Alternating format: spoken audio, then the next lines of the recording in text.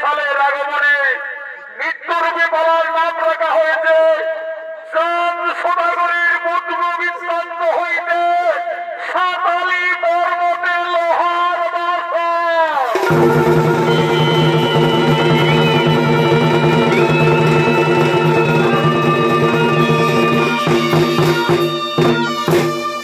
তাই সর্বপ্রথমে বিশ্বজননী একটা শক্তি মহামায়া সারা বিশ্বময় ঘুরতে ঘুরতে আগমন করতে চলেছে।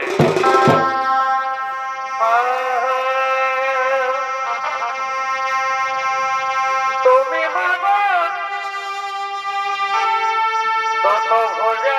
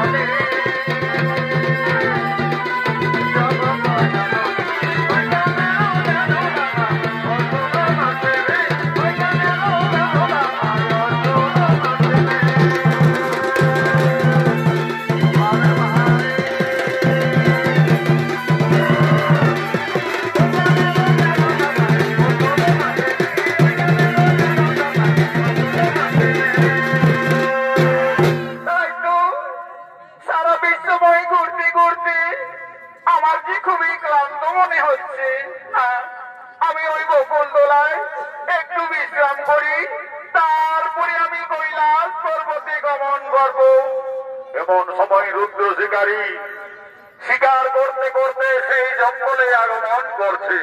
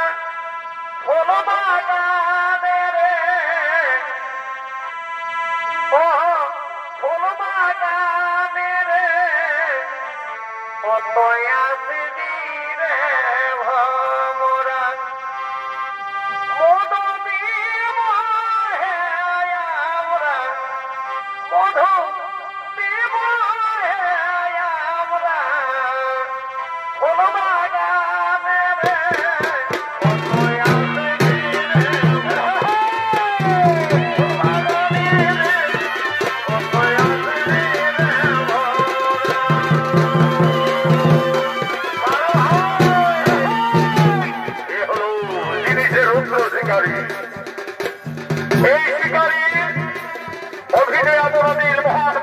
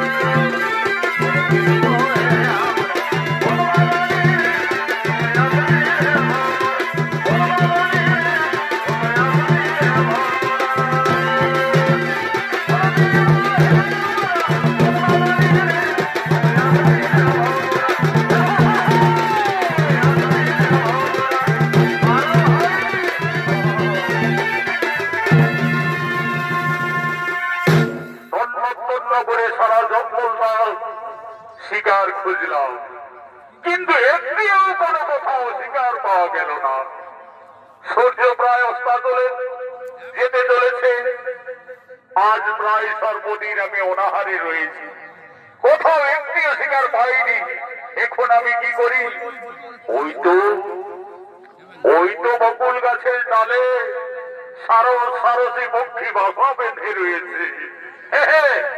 আজ আমি তার বাসার ওই পক্ষী শাবকগুলিকে আগুনে ঝুলসে পড়ে খাবো, আগুনে ঝুলসে পড়ে খাবো।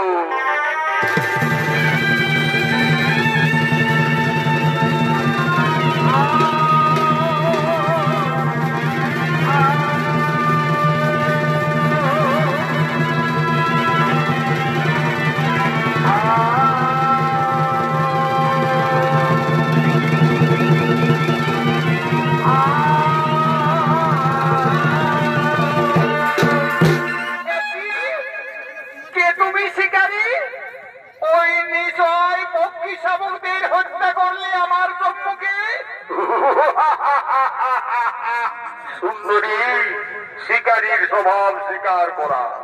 আর সারা জঙ্গল আমি ঘুরলাম, কোথাও একটিও শিকার পাইনি। তাই আজ এই পক্ষী শাবকগুলিকে আমি আগুনে ঝুলসে পড়ে খাবো। বাপ, এত সাহস তোর!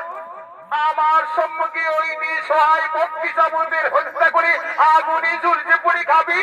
এটা তোর পাপ হই না? পাপ পুণ্যকে আমি ভয় করি না সুন্দরী, পাপ পুণ্যকে আমি কোনদিনই ভয় করি না।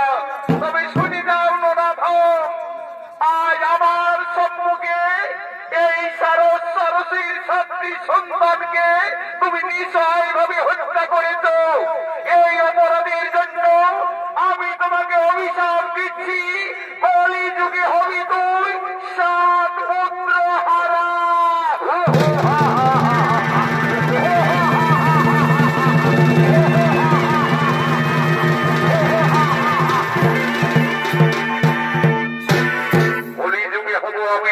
পুত্র হারা। ওই সুন্দরী আমায় অভিশাপ দিয়ে গেল, কলি যুগে হব আমি সাত পুত্র হারা। তবে তুমি শুনে দাও সুন্দরী, তোমার অভিশাপ আমি মাথাপতি গ্রহণ করে দিলাম। কিন্তু কে সেই নন্দরী নারী?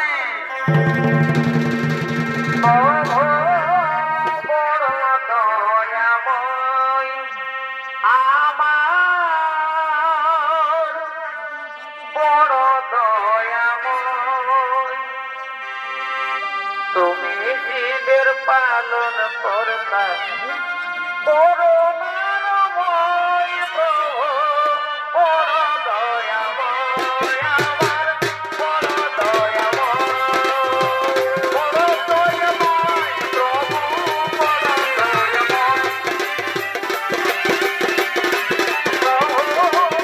দয়াময়।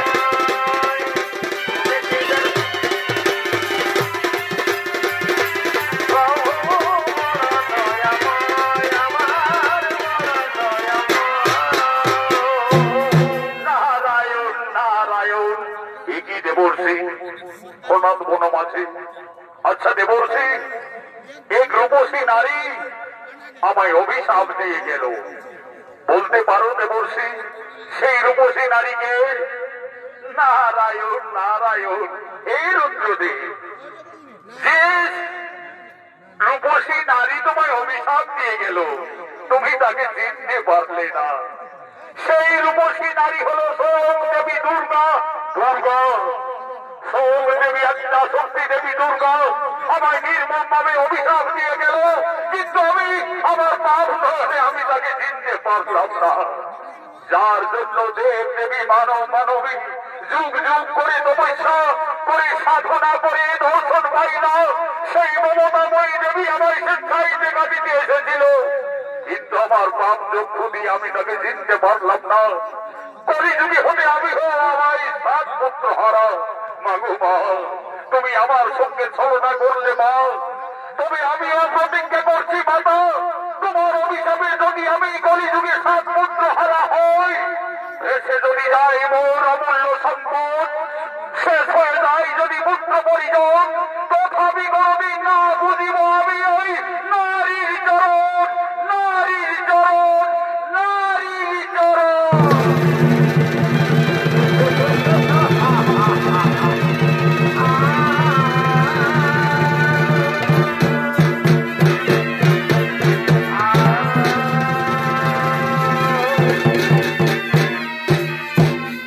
এদিকে স্বর্গের বসন্ত উৎসব শুরু হয়ে গেছে। আগমন করছেন ব্রহ্মা, আগমন করছেন বিষ্ণু, আগমন করছেন দেবাদিদেব মহাদেব।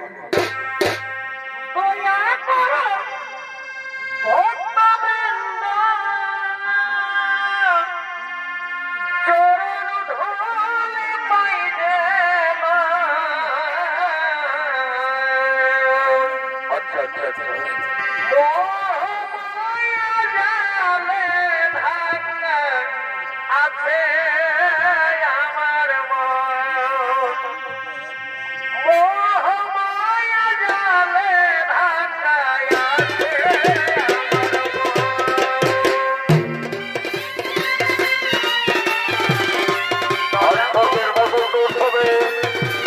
আগমন করেছেন নারায়ণ, আগমন করেছেন ব্রহ্মদেব, আগমন করেছেন দেবাদিদেব মহাদেব।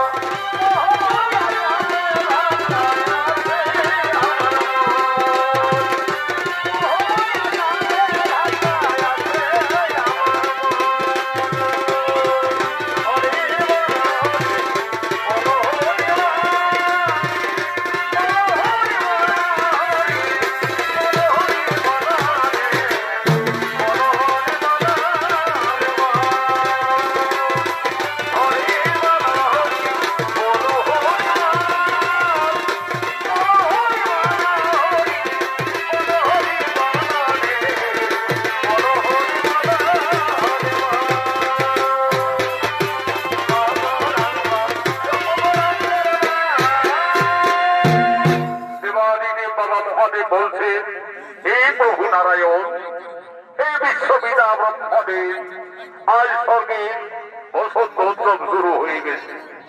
এই বসন্ত উৎসবে আমি স্বর্গের অংশরা বসন্ত বসন্তীকে নৃত্য গীত করার জন্য নৃত্য সভায় আহ্বান জানাচ্ছি। কোথায় কোথায় অংশরা?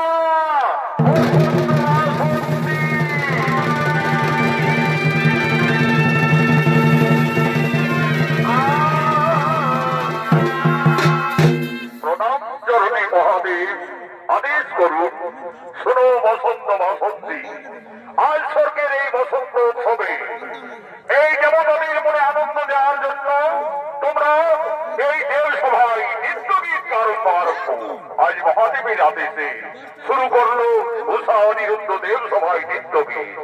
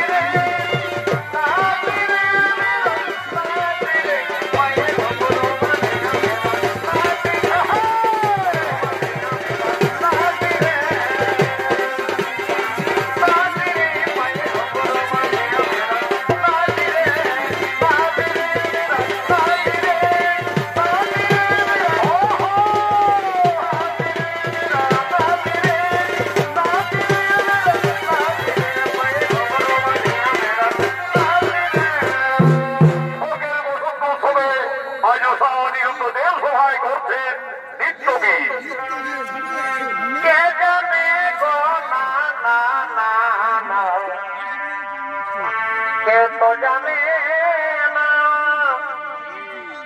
আমার মনের কথা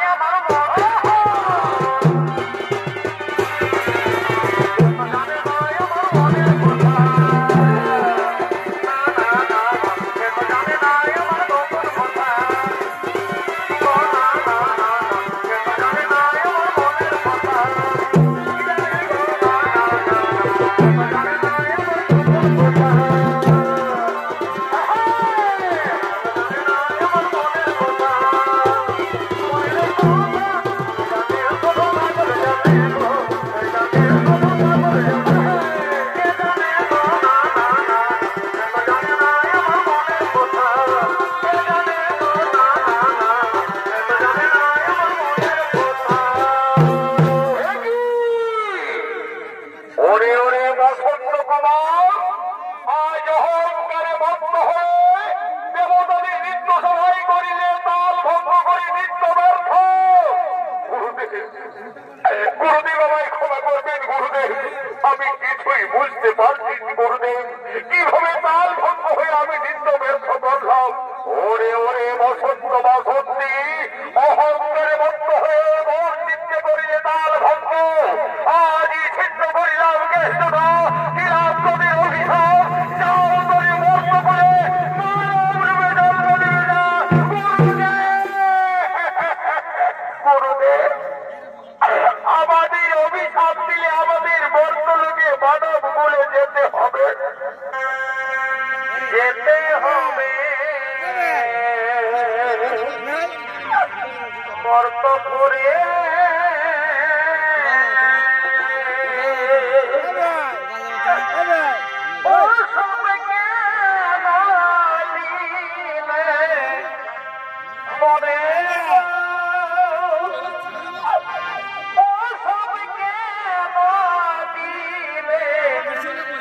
মরে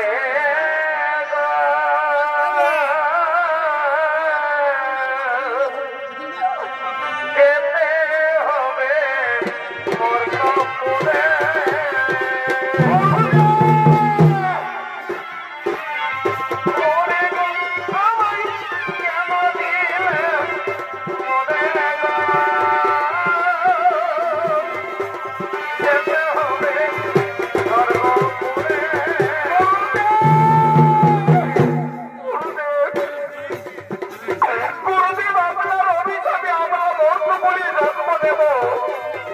কিন্তু আমাদের এইটুকু অনুরোধ বাবা মহাদেব, আমি যেন অনিরুদ্ধকে প্রতিরূপী মর্তলোক পাই, আমি যেন অনিরুদ্ধকে মর্তলোক পাই। তাই হবে বাসন্তী সুন্দরী, আমার অভিশাপে তোমাদের মর্তকুলে জন্মান হবে। উভয়ের প্রতি পত্নী মর্তধাবল সম্ভাবনা থাকবে। যাও, তোমাদের কাল পূর্ণ হলে আবার পুনরায় স্বর্গরাজ্যে গরিবে আগমন। যেতে হবে বর্তপুরে।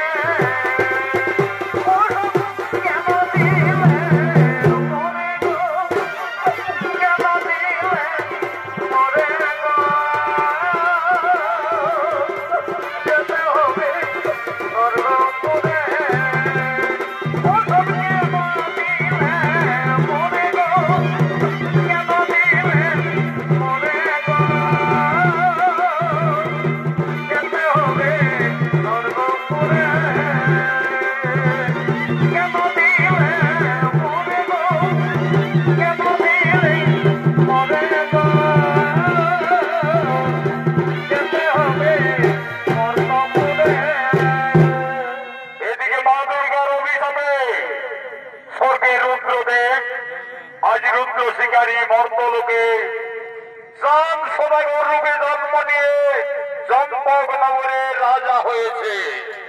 এদিকে চম্পক নগরের সমস্ত সেনাপতিগণ আজ রাজসভার দিকে আগমন করছে। কেহ হয়তো বাজাইতে, কেহ সঙ্গীত গাইছে গাইছে, কেহ হয়তো বাজাইছে, কেহ সঙ্গীত গাইছে গাইছে, কেহ সমের গুণে ধরি, কেহ সমের গুণে ধরি প্রেমী হলে, প্রেমী হলে ধরে কিশোরা কিশোরিয়া আজ মন্দিরে, ধরে কিশোরা কিশোরিয়া আজ মন্দিরে এরাই হল শান সদাগরের সমস্ত সেনাপতিগণ। তারা আজ চম্পক নগরী রাজসভার দিকে আগমন করেছে।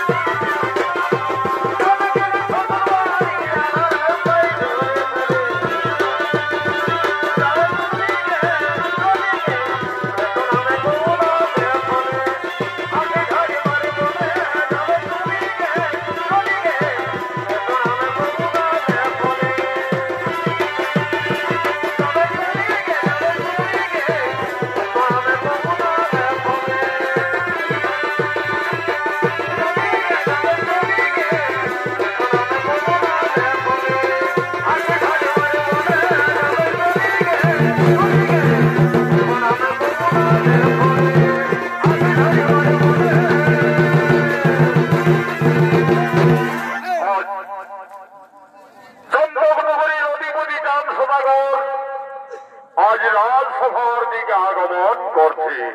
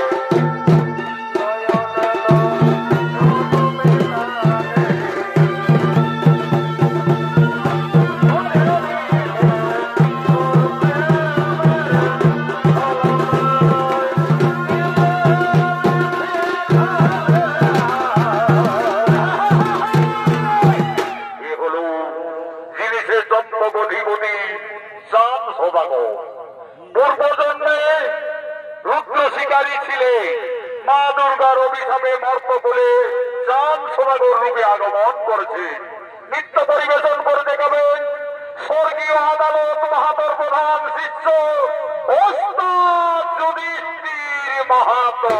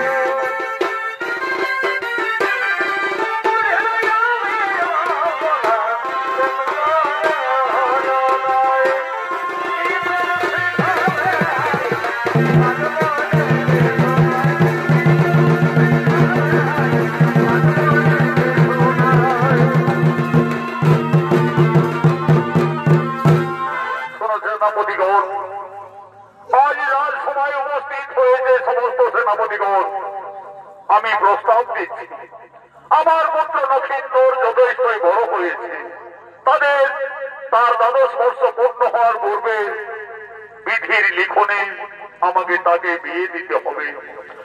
হে কুলগুরু, আমি নক্ষেন্দরের অস্ত্র শিক্ষা বিদ্যা শিক্ষা সকলে সম্পন্ন হয়েছে তো মহারাজ? নক্ষেন্দরের বিদ্যা শিক্ষা প্রায় সম্পন্ন হয়ে গেছে, কিন্তু অস্ত্র শিক্ষা এখনো বাকি রয়েছে। যাও মহর্ষি, আমার পুত্র নক্ষেন্দরকে তুমি আমাদের রাজ্যের চারিদিকের সীমানা ঘুরিয়ে নিয়ে এসো এবং তাকে অস্ত্র শিক্ষায় সুশিক্ষিত করো। তাই হবে মহারাজ, আমাকে নক্ষেন্দরে আমার সঙ্গে জঙ্গলে পাঠিয়ে দিন, তাই হবে।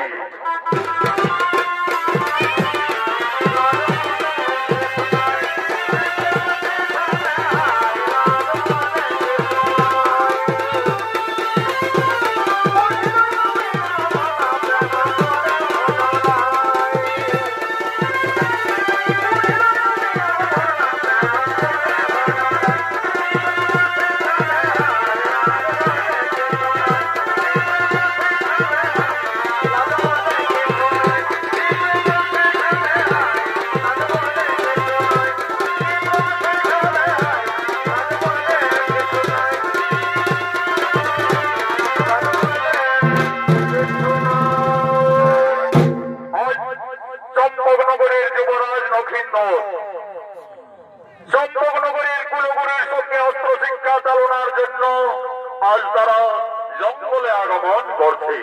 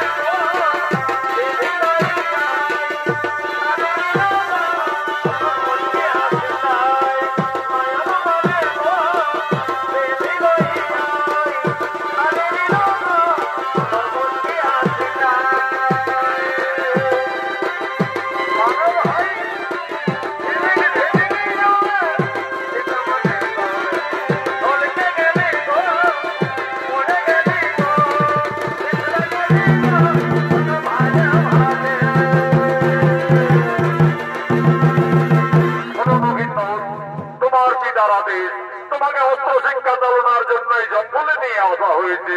এসো নক্ষেন্দর, অস্ত্র ধরো, তুমি আমার সঙ্গে অস্ত্র চালনা করো।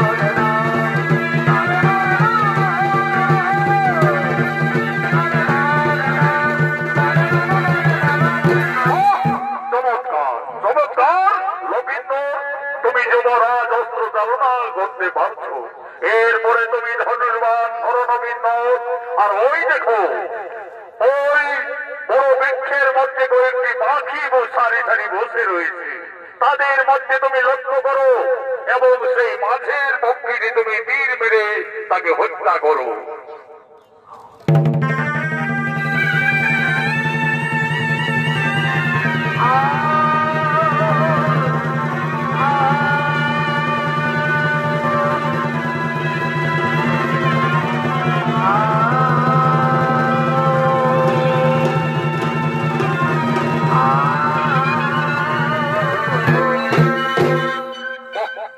চমৎকার, তুমি তীর চালনাও করতে শিখে গেছো। এসো লক্ষিন্দর, আমি তোমাকে চম্পকনগরের সীমানা আমি চারদিকে ঘুরে নিয়ে আসি। ওই দেখো লক্ষিন্দর, এটি হচ্ছে আমাদের চম্পকনগরের সীমানা। আর ওই যে দেখো ফুল বাগান দেখা যাচ্ছে, ওটি হচ্ছে মিছনি নগরের সীমানা, মহারাজ সাই সদাগরের রাজ্য। গুরুদেব, ওই ফুলের বাগান দেখতে আমার যে খুবই ইচ্ছে করে গুরুদেব, আদেশ দাও গুরুদেব, আমি একটু ফুল বাগান পরিদর্শন করতে যেতে চাই। তাই হবে নবীন্দর, আমিও এই জঙ্গলে ঘুরতে ঘুরতে একটু প্রায় ক্লান্ত হয়ে পড়েছি। আমি ততক্ষণে এই বৃক্ষতলায় বিশ্রাম করছি। যাও নবীন্দর, তুমি অতি সত্তর ওই ফুল বাগান পরিদর্শন করে আসবে, যাও। তাই হবে গুরুদেব, আমি এক্ষুনি যাব। ওই ফুলের বাগান পরিদর্শন করে আমি তৎক্ষণাৎ ফিরে আসবো। যাও নবীন্দর, আর বিলম্ব করো না।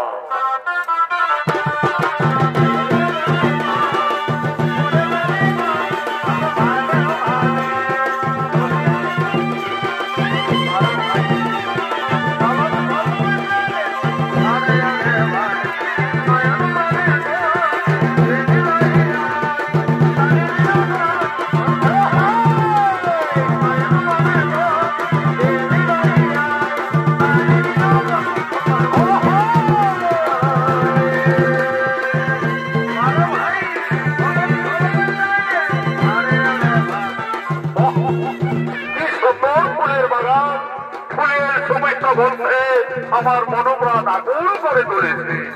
কোন কোন সরে অলি মধুপান করছে, আবার এ ফুল থেকে অন্য ফুলে গিয়ে বসছে। কি সুন্দর ফুলের বাগান! যাই যাই, আমি আর একটু এগিয়ে যাই।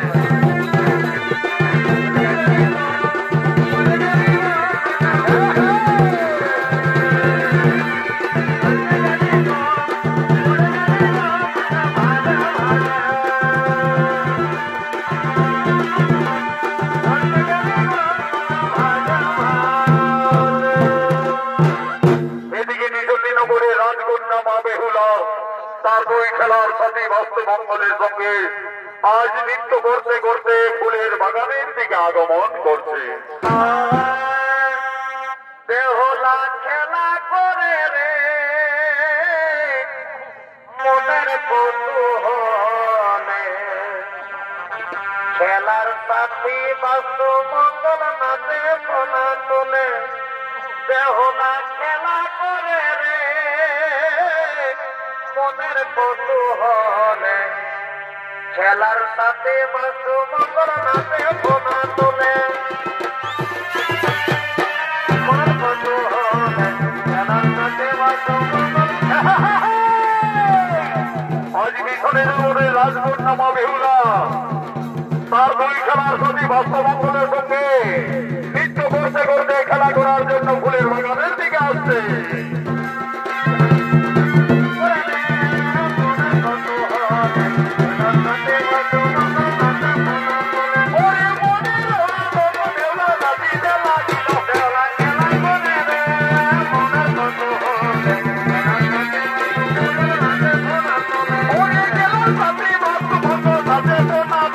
খেলা করে রে মনের কৌতূহলে,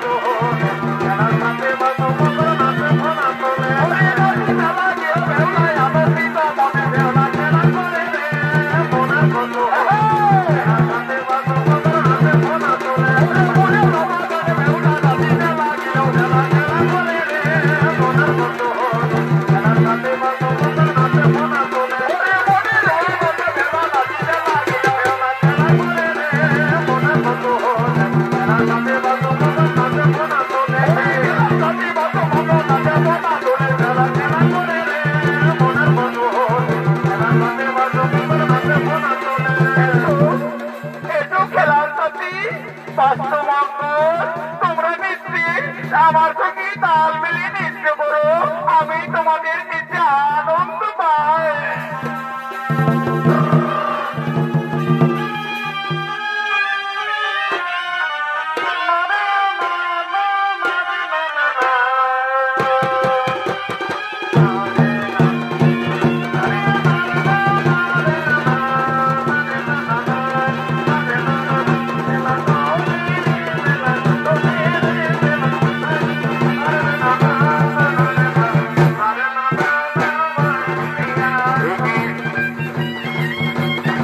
অপূর্ব সুন্দরী রাজকন্যা ফুলের বাগানে নৃত্য করছে, আর এদিকে দুই সর্প তাকে দংশন করার উদ্যত হয়েছে।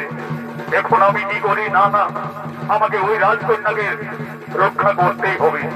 আমি যুবরাজ রাজকুমার নক্ষিন্দর, আমার এক নারীকে সর্পের হাত থেকে মুক্তি করা আমার কর্তব্য। তাই আমি তাদের বাঁধ মেরে আমি তাদের হত্যা করি।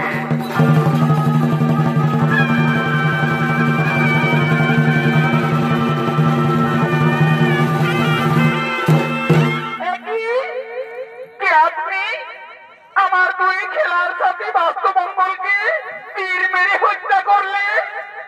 আমার ভুল হয়ে গেছে রাজকন্যা, আমায় ক্ষমা করবে। আমি ভেবেছিলাম ওই বিষধর দুই সর্প তোমাকে দংশন করার উদ্যত হয়েছে, তাই আমি তীর মেরে তাদের হত্যা করেছি। তুমি জানো না, তুমি জানো না আমার পিতার রাজ্যে সর্প হত্যা নিষেধ। যদি কেউ ভুল করে সর্প হত্যা করে তার শাস্তি। তার শাস্তি কি হই রাজকন্যা? তার শাস্তি ওই মৃত্যুদণ্ড। মৃত্যুদণ্ড? তাহলে তাহলে আমার কিন্তু এই রাজকন্যাকে দেখে আমার কেমন যেন মনে হচ্ছে সে যেন আমার যুগ যুগান্তরের পরিচয়। কতদিনের আমি তো কিছু স্থির করতে পারছি না, কিন্তু ওই অপরাধী রাজকুমার আমার খেলার সাথীদের হত্যা করেছে। কিন্তু সেই রাজকুমারকে প্রথম দর্শনে সে আমার মনোপ্রাণ হরণ করে নিয়েছে। সে যেন আমার জন্ম জন্মান্তরের পরিচয়। না না, আমাকে ওই কুমারের পরিচয় জানতে হবে। আমার একদিন মা মনসা আমায় বলেছিলেন, বেহুলা, যদি কোনো ফুলের বাগানে কোনো রাজকুমারের সঙ্গে তোমার দর্শন হয় তাহলে জানবে সেই তোমার উপযুক্ত স্বামী।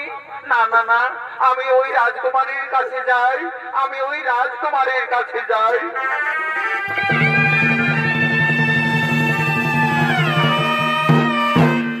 কি করলে রাজকন্যা? আমি একজন তোমার কাছে অপরাধী, আর অপরাধীর গলায় হঠাৎ বরের গলমাল্য পরিয়ে দিলে। কুমার, আমি মা মনসা আমায় স্বপ্ন যোগে জানিয়েছিলেন, বলেছিলেন মা বেহুলা, যদি কোনোদিন ফুলের বাগানে কোন রাজকুমারের সঙ্গে তোমার দর্শন হয় তাহলে জানবে সেই তোমার উপযুক্ত পতি। তাই আমি তোমার গলায় বরের গলমাল্য দিলাম। কুমার, আমার আশা তুমি পূর্ণ করবে তো? তা কি হই, তা কি হই বেহুলা? এই যে দেবী দেবতাদের মিলন।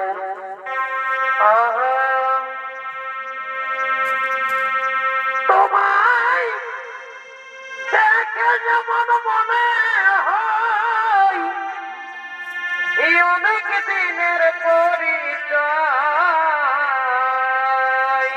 রাজকন্যা, আমাকে তোমাকে দেখে মনে হচ্ছে যেন তুমি আমার কতদিনের পরিচয়, তুমি আমার জন্ম জন্মান্তরের সাথী।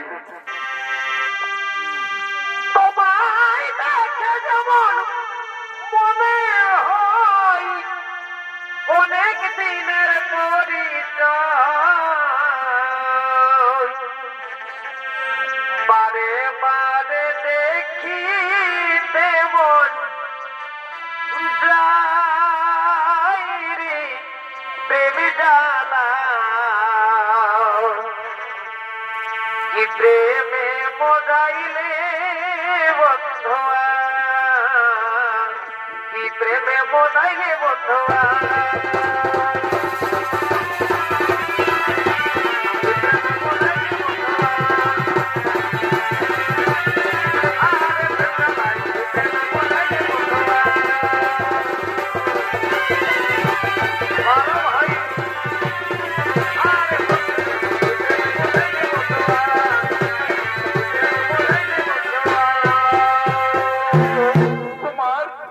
আমায় ভালোবাসবে তো কুমার?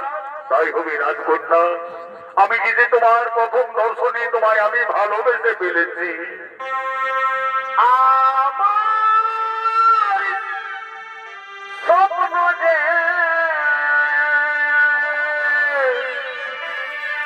সত্যি হলো তাই, কাছে এসে ধরা দাও গো প্রিয়ে, কাছে এসে ধরা দাও গো প্রিয়ে। আমার স্বপ্ন যে সত্যি হলো তাই, কাছে এসে ধরা দাও গো প্রিয়ে, কাছে এসে ধরা দাও গো প্রিয়ে। আমার স্বপ্ন যে সত্যি হলো তাই, কাছে এসে ধরা দাও গো প্রিয়ে।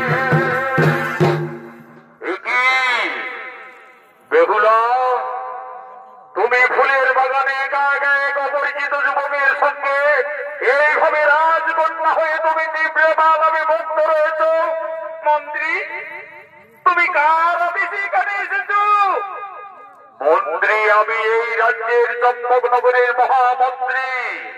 আমার মহারাজের আদেশে আমাকে সর্বত্রই যেতে হয়, কিন্তু এই যুবককে তোমার সঙ্গে এইভাবে আচরণ। আমায় ক্ষমা করবেন, আমায় ক্ষমা করবেন মন্ত্রীবর। আমি চম্পকনগরীর অধিপতি চাঁদ সদাগরের পুত্র নভীন্দর। আমি অস্ত্র শিক্ষা চালনার জন্য জঙ্গলে এসে বেহুলার সঙ্গে আমার দেখা হয়। তুমি জানো না যুবক, তোমার এত সাহস আমাদের রাজ্যে এসে গোপনে গোপনে রাজকন্যার সঙ্গে এইভাবে নৃত্য গীতে, আর এই দুই বাস্তুমঙ্গল খেলার সাথে এদের এইভাবে নৃশংস ভাবে কে হত্যা করেছে? আমায় ক্ষমা করবেন মন্ত্রীবর। আমি ভেবেছিলাম ওই বিষধর সর্প বেহুলাকে দংশন করার উদ্যত হয়েছে, তাই আমি তীর মেরে তাদের হত্যা করেছি। ওরে শয়তান যুবক, আমাদের রাজ্যে সর্প হত্যা দিছে, আর যে সর্প হত্যা করে তার একমাত্র শাস্তি মৃত্যুদণ্ড। তোমাকে আই অপরাধের জন্য আমি বন্দী করলাম। কোথায় সেনাপতিগণ?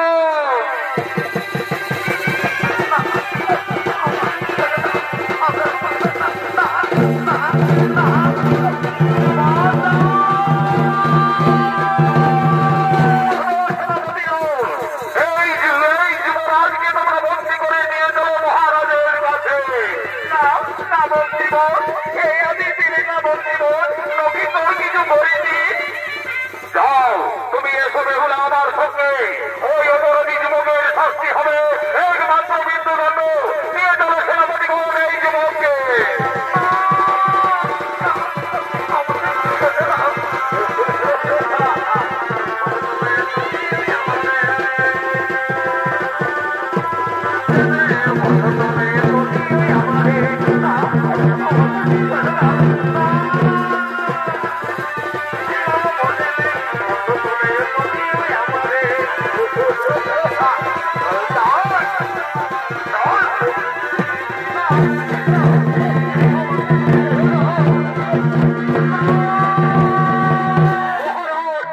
মহারাজ, এই যুবক আমাদের রাজ্যে এসে গোপনে গোপনে ফুলের বাগানে আমাদের রাজকন্যা বেহুলার মনোপ্রাণ হরণ করেছে, আর বেহুলার দুই খেলার সাথী সর্পগণকে এই যুবক হত্যা করেছে। মহারাজ, এ তো সাহস তোমার! সত্যি করে বলে যুবক, তোমার কি বা পরিচয়? কোন সাহসে তুমি আমাদের রাজ্যে গোপনে এসে সর্প হত্যা করেছ? মহারাজ, চম্পকনগরী বসতি মোর, পিতা মোর চাঁদ সদাগর, তার পুত্র আমি নক্ষিন্দর। নক্ষিন্দর, তুমি আমার রাজ্যে এসে বেহুলার খেলার সাথী সর্পগণকে হত্যা করেছ, বেহুলার মনোপ্রাণ তুমি হরণ করেছ। এই অপরাধের জন্য তোমার শাস্তি হবে মৃত্যুদণ্ড। যাও সেনাপতিগণ, তোমরা জল্লাদকে এই মুহূর্তে রাজসভায় নিয়ে আসবে। যাও।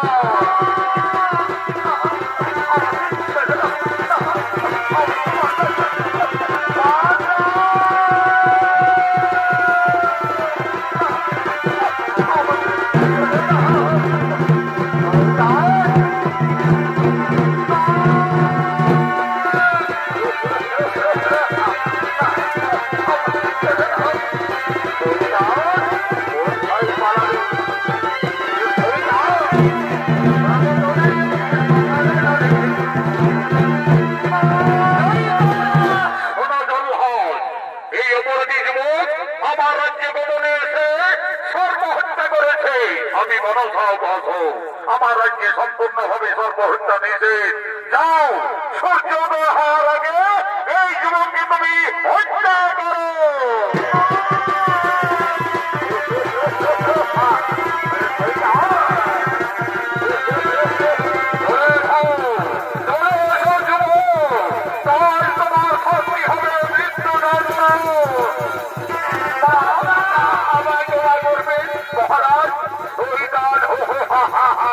তুমি আমার রাজ্যে এসে ধর্ম হত্যা করেছো, তার জন্য তোমার শাস্তি হবে মৃত্যুদণ্ড। পিতা পিতা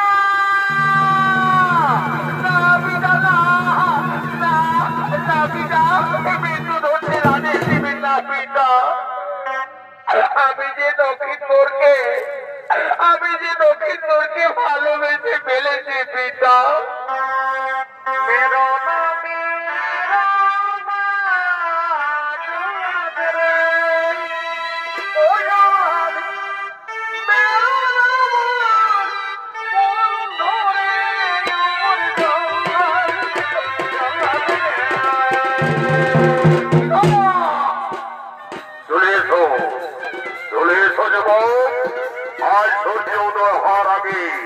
তোমাকে হত্যা করে হবে, হত্যা করা হবে।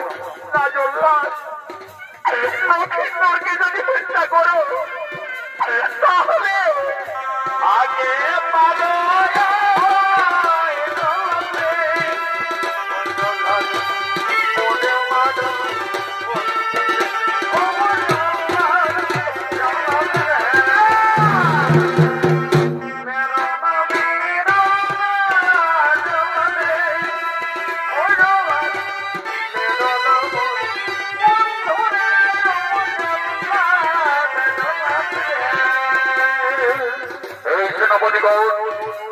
বেহুলা মিঠাই কান্না কাঁদছে, সে আমার রাজ্যে এসে সর্ব হত্যা করেছে। সে একজন অপরাধী, অপরাধী শাস্তি দেওয়া রাজার একমাত্র কর্ম।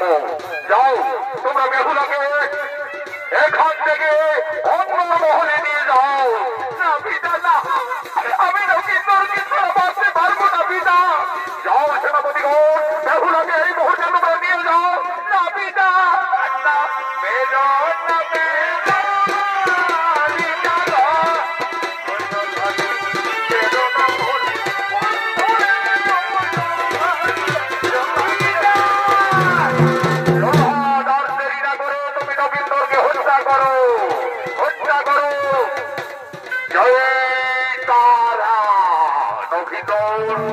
মৃত্যুর জন্য প্রস্তুত হও রঘিন্দর। সর্ব হত্যা করার জন্য আজ তোমার হবে শাস্তি একমাত্র মৃত্যুদণ্ড। দাঁড়াও দাঁড়াও জল্লাদ, আমার পুত্র রঘিন্দর কি এমন দোষ করেছে যে আজ তার মৃত্যুদণ্ড আমি চন্দ্রগতিপতি রাম সদাগর আমি নিখনিনগরের রাজা সাই সদাগর আমার রাজ্যে এসে তোমার পুত্র সর্প হত্যা করেছে। আমার রাজ্যে সর্প হত্যা অপরাধীদের একমাত্র শাস্তি মৃত্যুদণ্ড না। দেবাদিদেব মহাদেব আমায় হেমতাল দণ্ড দিয়েছে, এই হেমতাল দণ্ড দিয়ে তোমার বদ্ধ করিব জন্য পূর্ণ।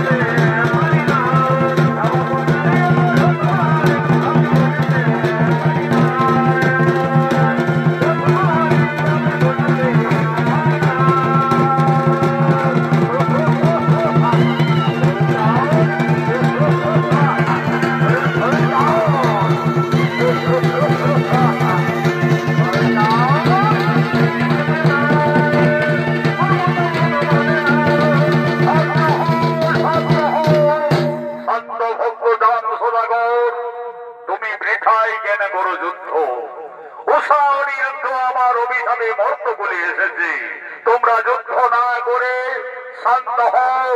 তারা অভিসামান্য শেষ হলে পুনরায় স্বর্গে করিবে গমন।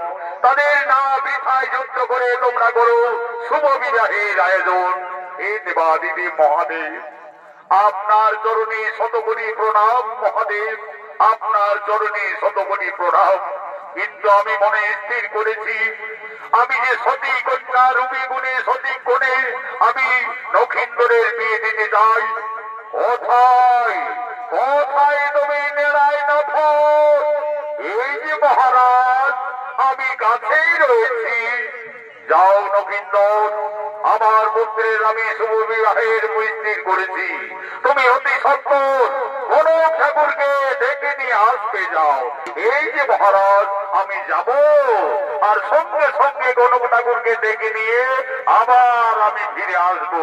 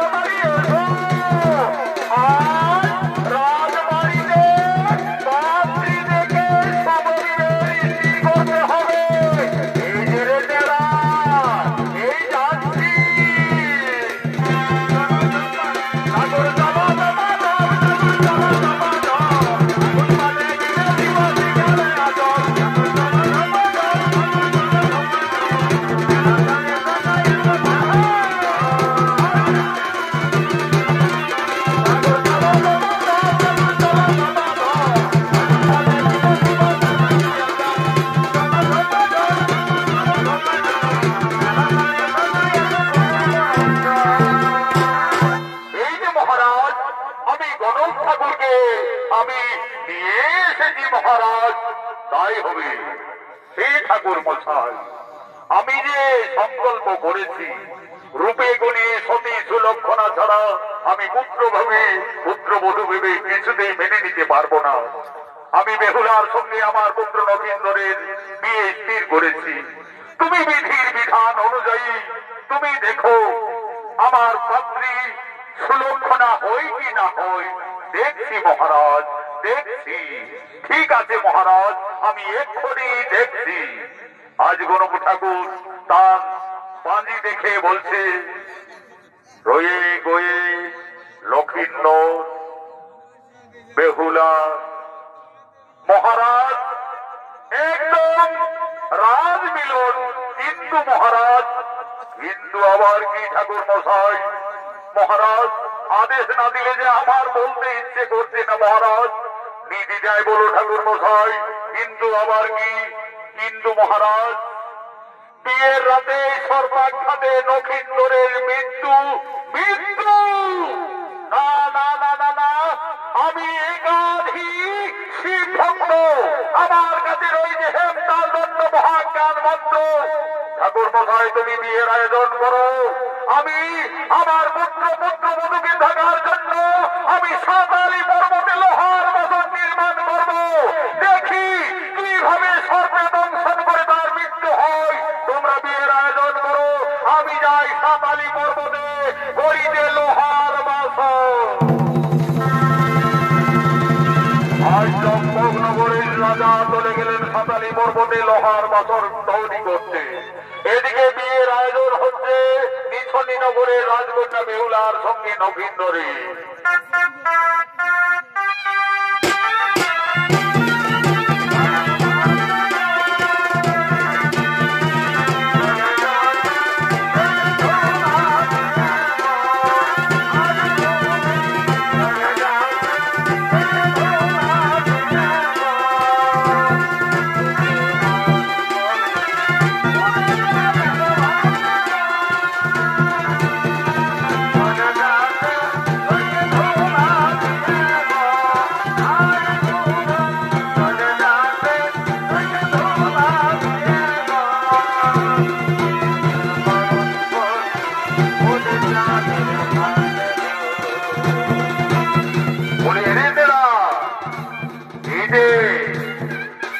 এসে গেল পাত্রী মা বেহুলা, তুমি এইদিকে এসো।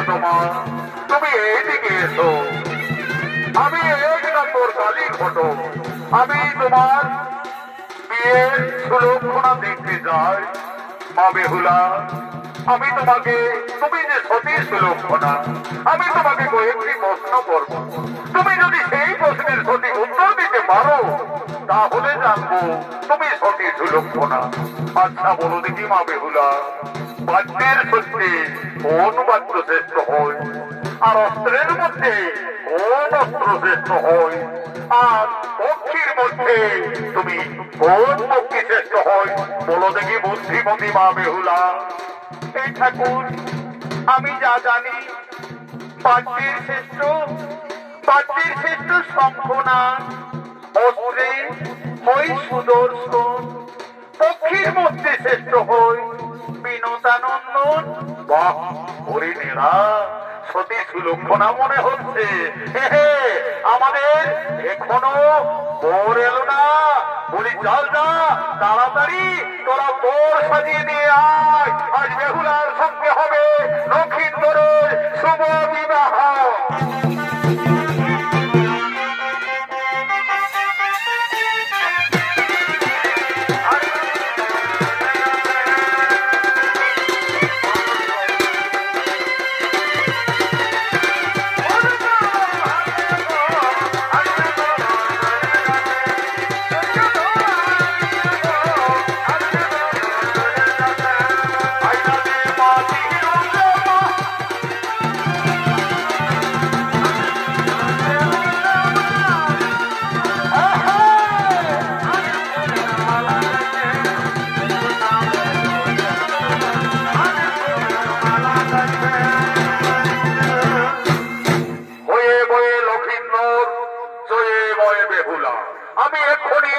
আমি মন্ত্রপদ ছেড়ে লক্ষ্য অনুযায়ী কাজ শুরু করছি। বলি এসো, এসো নেড়ায় না ফোন।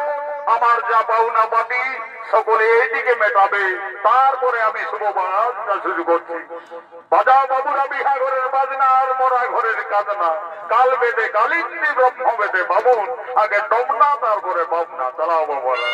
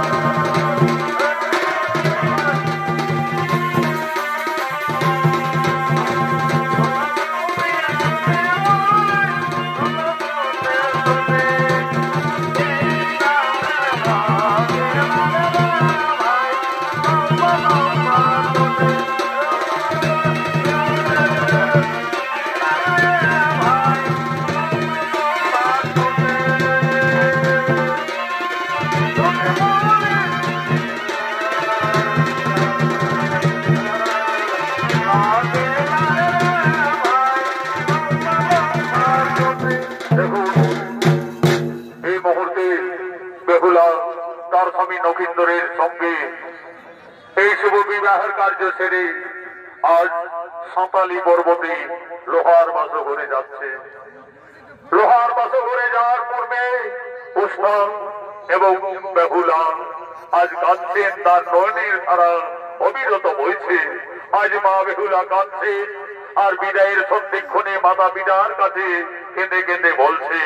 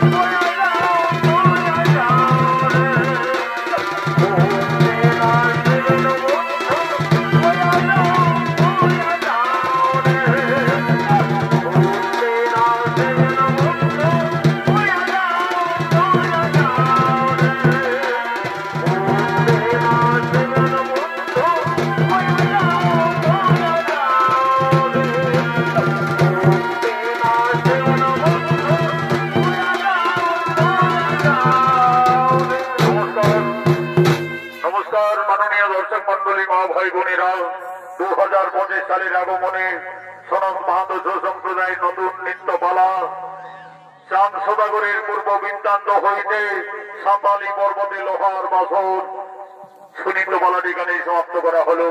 নমস্কার, জোহার জোহার।